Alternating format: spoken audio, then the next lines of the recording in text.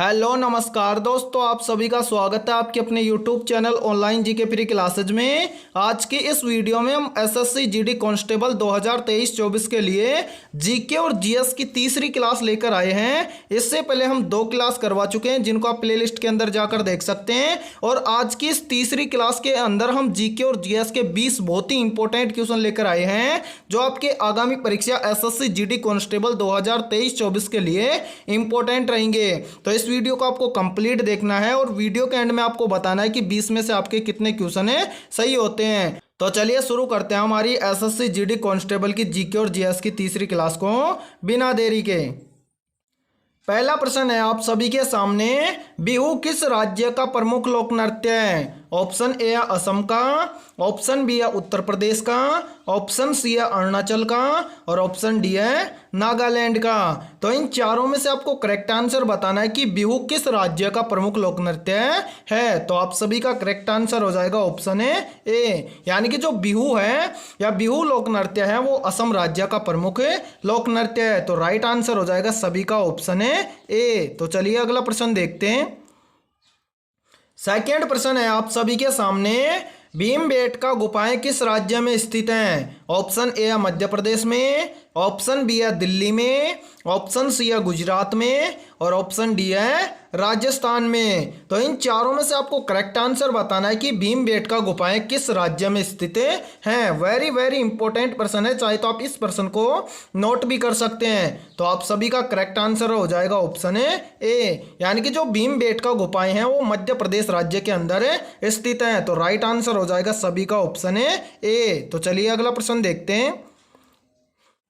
तीसरा प्रश्न है आप सभी के सामने, पिछोला झील कहां पर स्थित है? ऑप्शन ए है उत्तर प्रदेश में, ऑप्शन बी है राजस्थान में, ऑप्शन सी है मध्य प्रदेश में और ऑप्शन डी है गुजरात में। तो आप सभी को इन चारों राज्यों में से करेक्ट आंसर बताना है कि पिछोला झील किस राज्य में स्थित है या फिर कहां पर स्थित है। तो आप सभी का करेक्ट आंसर हो जाएगा ऑप्शन बी, यानी कि जो पिछोला झील है वो राजस्थान राज्य के अंदर स्थित है। तो राइट आंसर हो जाएगा सभी का ऑप्शन बी। अगला प्रश्न देखते हैं।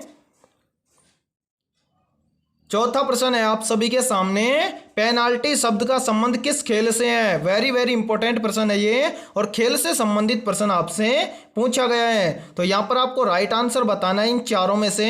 ऑप्शन ए है क्रिकेट, ऑप्शन बी है हॉकी, ऑप्शन सी है फुटबॉल और ऑप्शन डी है वॉलीबॉल। तो इन चारों में से आपको करेक्ट आंसर बताना है कि पेनाल्टी शब्द का संबंध किस खेल से है। तो आप सभी का करेक्ट आंसर हो जाएगा ऑप्शन बी, यानी कि पेनाल्टी स्ट्रोक का संबंध है हॉकी खेल से। तो राइट आंसर हो जाएगा सभी का ऑप्शन बी। और अभी तक आपने इस वीडियो को लाइक नहीं किया है तो फटाफट से इस वीडियो को लाइक कर दो और चैनल पर यदि आप पहली बार जुड़े हो तो इस चैनल को सब्सक्राइब करना और साथ में बेल आइकन को प्रेस करना ताकि एसएससी जीडी कांस्टेबल से संबंधित आने वाली नई वीडियो का नोटिफिकेशन भी आपको सबसे पहले देखने को मिल सके। और यदि आपको इस वीडियो का कंप्लीट पीडीएफ चाहिए और वो भी बिल्कुल फ्री में, तो आप हमारे व्हाट्सएप चैनल पर जाकर वहां से इस पीडीएफ को ले सकते हैं और उस चैनल का लिंक हमारे डिस्क्रिप्शन में दे दिया जाएगा। तो चलिए अगला प्रश्न देखते हैं।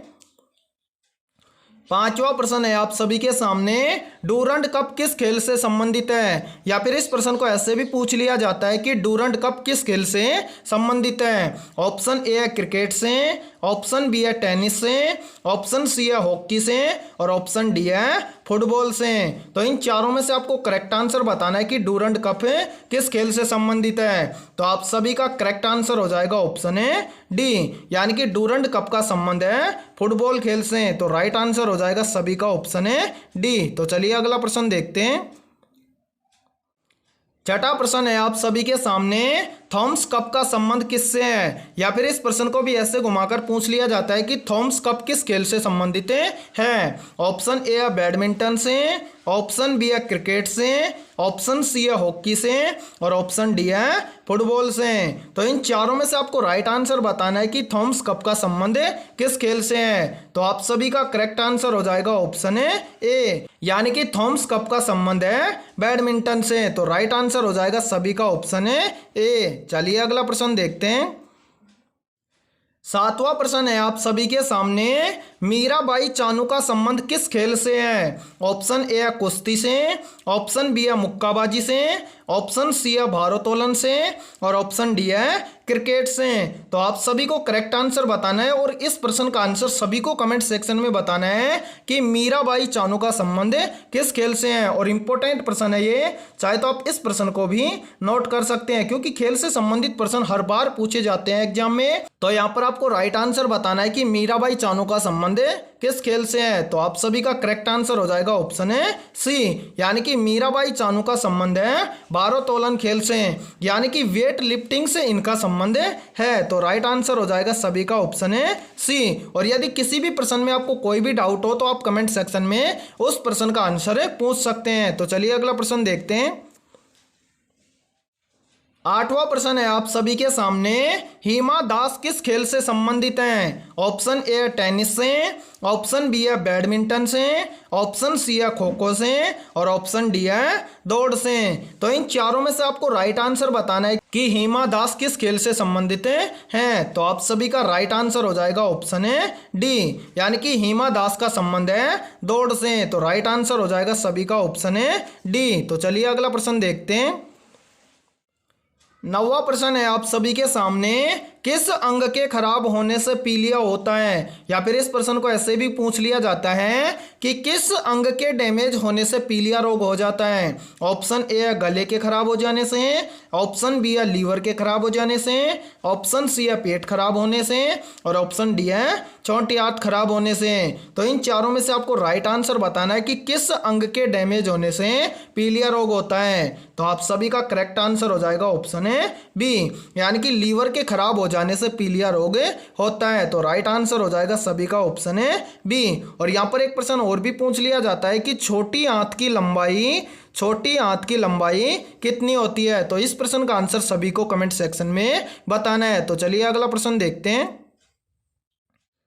10वां प्रश्न है आप सभी के सामने, मैलिंग राष्ट्रीय उद्यान किस राज्य में स्थित है? वेरी वेरी इंपॉर्टेंट प्रश्न है, चाहे तो आप इस प्रश्न को स्क्रीनशॉट भी ले सकते हैं या फिर इसको नोट भी कर सकते हैं। तो आपको बताना है कि मैलिंग राष्ट्रीय उद्यान किस राज्य में स्थित है। ऑप्शन ए असम में, ऑप्शन बी है महाराष्ट्र में, ऑप्शन सी है अरुणाचल प्रदेश में और ऑप्शन डी है केरल में। तो इन चारों में से इस प्रश्न का राइट आंसर हो जाएगा सभी का ऑप्शन है सी, यानी कि मैलिंग राष्ट्रीय उद्यान अरुणाचल प्रदेश राज्य के अंदर स्थित है। तो राइट आंसर हो जाएगा सभी का ऑप्शन है सी। तो चलिए अगला प्रश्न देखते हैं। 11वां प्रश्न है आप सभी के सामने, पानीपत की तीसरी लड़ाई कब हुई थी? या फिर इस प्रश्न को भी ऐसे पूछ लिया जाता है कि पानीपत का तीसरा युद्ध कब लड़ा गया था? ऑप्शन ए है 1761 में, ऑप्शन बी है 1865 में, ऑप्शन सी है 1762 में और ऑप्शन डी है 1866 में। तो इन चारों में से आपको राइट आंसर बताना है कि पानीपत का तीसरा युद्ध या पानीपत की तीसरी लड़ाई कब हुई थी। तो आप सभी का करेक्ट आंसर हो जाएगा ऑप्शन है ए, यानी कि पानीपत की तीसरी लड़ाई या युद्ध हुआ था 1761 में। तो राइट आंसर हो जाएगा सभी का ऑप्शन है ए। चलिए अगला प्रश्न देखते हैं। 12वां प्रश्न है आप सभी के सामने, तराइन का द्वितीय युद्ध कब लड़ा गया था? ऑप्शन ए है 1190 में, ऑप्शन बी है 1191 में, ऑप्शन सी है 1192 में और ऑप्शन डी है 1195 में। तो आप सभी को करेक्ट आंसर बताना है कमेंट सेक्शन में कि तराइन का दूसरा युद्ध या द्वितीय युद्ध कब लड़ा गया था। तो आप सभी का करेक्ट आंसर हो जाएगा ऑप्शन है सी, यानी कि जो तराइन का दूसरा युद्ध है ये सन 1192 के अंदर लड़ा गया था। तो राइट आंसर हो जाएगा सभी का ऑप्शन है सी। और यहां पर पूछ लिया जाए कि तराइन का प्रथम युद्ध कब हुआ था, तो याद रखना तराइन का प्रथम युद्ध हुआ था 1191 में। दोनों के दोनों इंपॉर्टेंट प्रश्न है और इस प्रश्न का राइट आंसर हो जाएगा सभी का ऑप्शन है सी। तो चलिए अगला प्रश्न देखते हैं। 13वां प्रश्न है आप सभी के सामने, भरतनाट्यम शास्त्रीय नृत्य का संबंध किस राज्य से है? ऑप्शन ए है तमिलनाडु से, ऑप्शन बी है आंध्र प्रदेश से, ऑप्शन सी है ओडिशा से और ऑप्शन डी है केरल से। तो इन चारों में से आपको करेक्ट आंसर बताना है कि भरतनाट्यम शास्त्रीय नृत्य का संबंध किससे है या किस राज्य से है। तो आप सभी का करेक्ट आंसर हो जाएगा ऑप्शन है ए, यानी कि जो भरतनाट्यम शास्त्रीय नृत्य है इसका संबंध है तमिलनाडु राज्य से। तो राइट आंसर हो जाएगा सभी का ऑप्शन है ए। चलिए अगला प्रश्न देखते हैं। 14वां प्रश्न है आप सभी के सामने, कथकली शास्त्रीय नृत्य का संबंध किस राज्य से है? ऑप्शन ए है मणिपुर से, ऑप्शन बी है केरल से, ऑप्शन सी है कर्नाटक से और ऑप्शन डी है आंध्र प्रदेश से। तो इन चारों में से आपको राइट आंसर बताना है कि कथकली शास्त्रीय नृत्य का संबंध किस राज्य से है। तो आप सभी का करेक्ट आंसर हो जाएगा ऑप्शन है बी, यानी कि कथकली शास्त्रीय नृत्य का संबंध है केरल राज्य से। तो राइट आंसर हो जाएगा सभी का ऑप्शन है बी। तो चलिए अगला प्रश्न देखते हैं। 15वां प्रश्न है आप सभी के सामने, सरकार द्वारा पुरानी मुद्रा को समाप्त कर नई मुद्रा चलाना कहलाता है। ऑप्शन ए है अवमूल्यन, ऑप्शन बी है मुद्रा संकुचन, ऑप्शन सी है मुद्रास्फीति और ऑप्शन डी है विमुद्रीकरण। तो इन चारों में से आपको करेक्ट आंसर बताना है कि सरकार द्वारा पुरानी मुद्रा को समाप्त कर नई मुद्रा चलाना कहलाता है। तो आप सभी का करेक्ट आंसर हो जाएगा ऑप्शन है डी, यानी कि सरकार द्वारा पुरानी मुद्रा को समाप्त करके नई मुद्रा को चलाना कहलाता है विमुद्रीकरण। तो राइट आंसर हो जाएगा सभी का ऑप्शन है डी। तो चलिए अगला प्रश्न देखते हैं।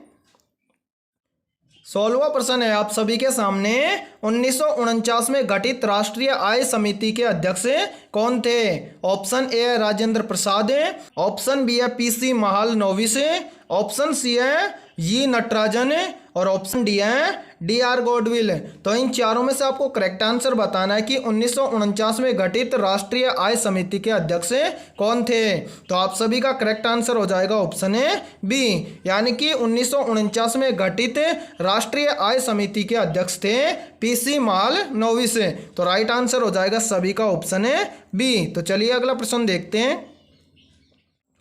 17वां प्रश्न है आप सभी के सामने, भारतीय संविधान के किस अनुच्छेद में निर्वाचन आयोग के लिए प्रावधान है। ऑप्शन ए है अनुच्छेद 320 में, ऑप्शन बी है अनुच्छेद 300 में, ऑप्शन सी है अनुच्छेद 331 में और ऑप्शन डी है अनुच्छेद 326 में। तो इन चारों में से आपको करेक्ट आंसर बताना है कि भारतीय संविधान के किस अनुच्छेद में निर्वाचन आयोग के लिए प्रावधान है। तो आप सभी का करेक्ट आंसर हो जाएगा ऑप्शन है डी, यानी कि भारतीय संविधान के अनुच्छेद 326 के अंदर निर्वाचन आयोग के लिए प्रावधान है। तो राइट आंसर हो जाएगा सभी का ऑप्शन है डी। और इस वीडियो को ज़्यादा से ज़्यादा अपने दोस्तों को भी शेयर करना है जो दिल्ली पुलिस और एसएससी जीडी कांस्टेबल की तैयारी करते हैं उनके पास। तो चलिए अगला प्रश्न देखते हैं। 18वां प्रश्न है आप सभी के सामने, मीनाक्षी मंदिर कहाँ पर स्थित है। ऑप्शन ए है केरल में, ऑप्शन बी है तमिलनाडु में, ऑप्शन सी है आंध्र प्रदेश में और ऑप्शन डी है राजस्थान में। तो इन चारों में से आपको करेक्ट आंसर बताना है कि मीनाक्षी मंदिर कहाँ पर स्थित है। तो आप सभी का करेक्ट आंसर हो जाएगा ऑप्शन है बी, यानी कि जो मीनाक्षी मंदिर है वो तमिलनाडु राज्य के अंदर स्थित है। तो राइट आंसर हो जाएगा सभी का ऑप्शन है बी। तो चलिए अगला प्रश्न देखते हैं। 19वां प्रश्न है आप सभी के सामने, विरूपाक्ष मंदिर कहाँ पर स्थित है। ऑप्शन ए है केरल में, ऑप्शन बी है कर्नाटक में, ऑप्शन सी है गणपुर में और ऑप्शन डी है नागालैंड में। तो इन चारों में से आपको करेक्ट आंसर बताना है कि विरूपाक्ष मंदिर कहाँ पर स्थित है। तो आप सभी का करेक्ट आंसर हो जाएगा ऑप्शन है बी, यानी कि जो विरूपाक्ष मंदिर है वो कर्नाटक के अंदर स्थित है। राइट आंसर हो जाएगा सभी का ऑप्शन है बी। तो चलिए अगला प्रश्न देखते हैं।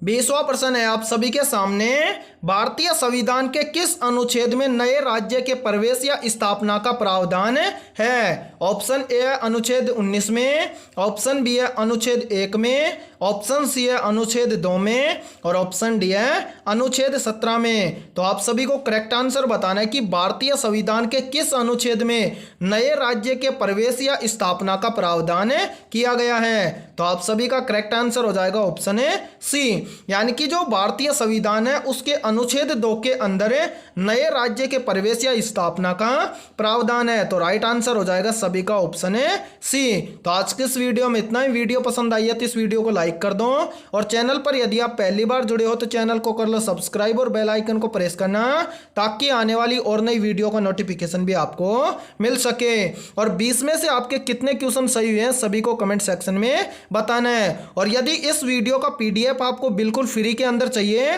तो आप हमारे व्हाट्सएप चैनल को फॉलो कर सकते हैं और वहाँ पर इस पीडीएफ का लिंक मिल जाएगा। और व्हाट्सएप चैनल का लिंक हमारी इस वीडियो के अंदर दे दिया जाएगा, तो वहाँ से आप हमारे व्हाट्सएप चैनल पर जाकर उस चैनल को सब्सक्राइब करना है और वहाँ से आपको इस वीडियो का पीडीएफ मिल जाएगा। तो फिर मिलते हैं ऐसे इंपॉर्टेंट क्वेश्चनों के साथ सुबह 8:30 बजे।